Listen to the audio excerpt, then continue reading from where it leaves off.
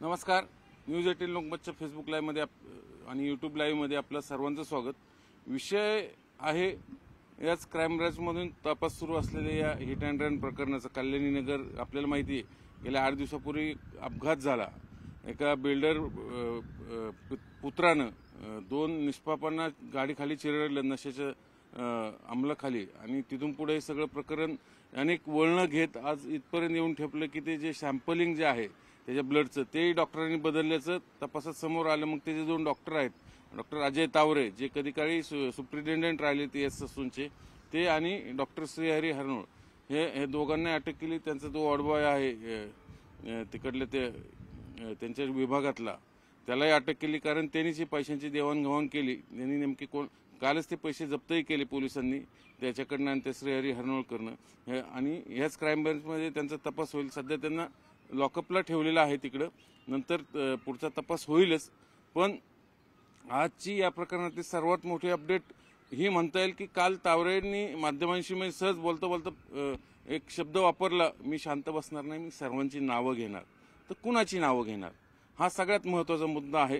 कारण या प्रकरणात फ्रॉम डे वन एक नाव सातत्याने संशयाच्या धुक्यात सापडते, ते म्हणजे वडगाव शहरीचे आमदार सुनील टिंगरे. आणि आणखीन एक योगायोग म्हणा की घडून आणलेला योगायोग म्हणा, काल सुनील टिंगरेचं जे एक पत्र व्हायरल केलं की झालं माहीत नाही, पण ते पत्र व्हायरल झालं आणि त्या पत्रामध्ये स्पष्ट असा उल्लेख आहे की सुनील टिंगरेंच्या शिफारसीवरनं डॉक्टर अजय तावरेंना तिथं ससूनच्या सुप्रिटेंडंट पदाचा चार्ज दिला गेला. मग तसं ते पत्रकच क्लिअर कट उल्लेख केला आहे. हसन मुश्रीफांनाच ते पत्र लिहिलं होतं आणि त्यात त्यांनी स्पष्ट लिहिलंय, होय आपल्या शिफारसीवरनं आम्ही त्यांना चार्ज देतो, आणि त्यांनी तो चार्ज दिला गेला.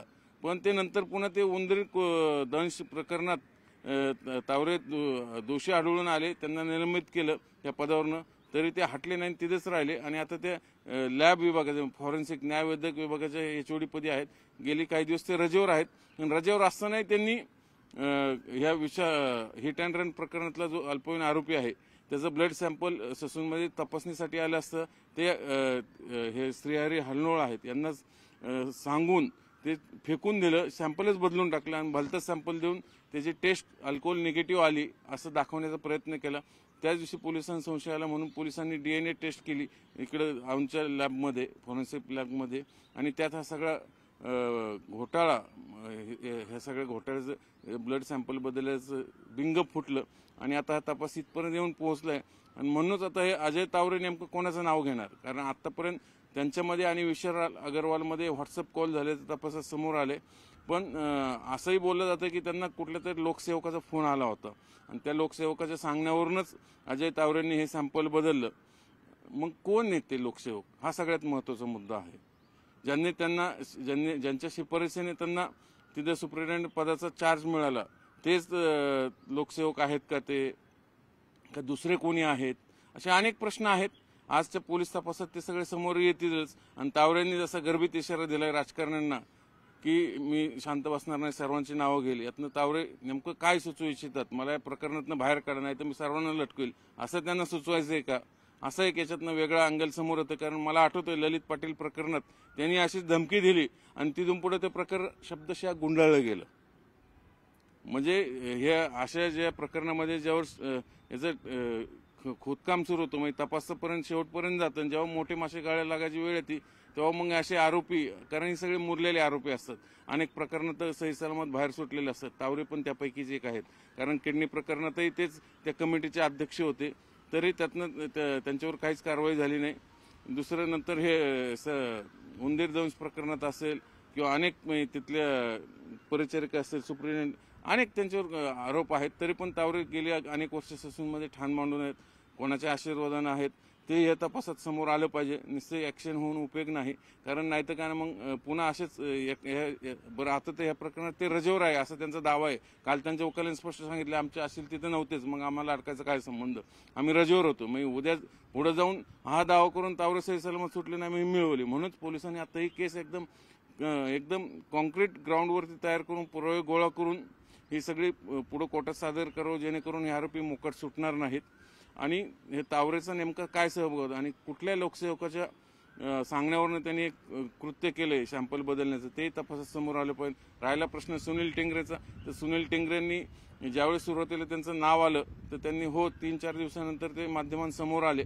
त्यांनी सांगितलं मी एक लोकसेवक या नात्याने तिथं गेलो होतो, मला फोन आले होते, आमदार या नात्याने तिथं जाणं भाग आहे, माझ्या मतदारसंघात एखादा ऍक्सिडेंट झाला तर जाणं भाग आहे, ते स्वाभाविक आहे, मान्यच आहे, त्यात काहीच गैर असं काहीच नाही.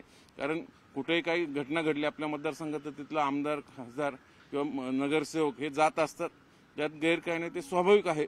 पण ते जात असताना जर हे प्रकरण असं एवढं पुढे गंभीर वळण घेत असेल आणि त्यात त्यांचं शिफारसपत्र समोर येत असेल तर मात्र चिंतेची बाब आहे.